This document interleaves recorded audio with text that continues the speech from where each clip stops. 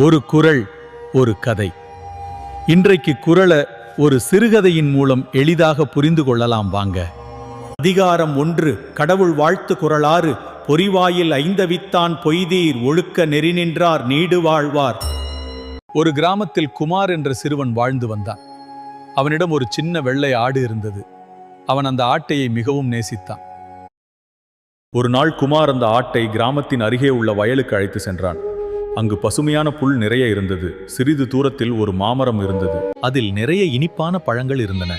ஆடு மரத்துக்கு அருகே சென்று கீழே விழுந்த பழங்களை சாப்பிடத் தொடங்கியது.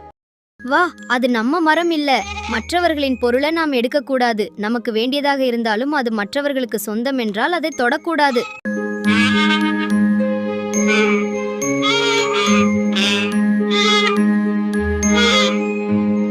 நீ நல்ல குழந்தை.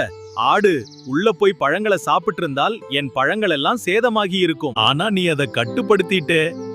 அதத்தான் நல்ல ஒழுக்கம்னு சொல்வாங்க. கதை சொல்லும் பாடமும் குறள் சொல்லும் பாடமும் இதுதான். நம்ம ஆசைகளை கட்டுப்படுத்தி நல்ல ஒழுக்கத்துல வாழ்ந்தால் நல்ல வாழ்க்கை வாழ முடியும்.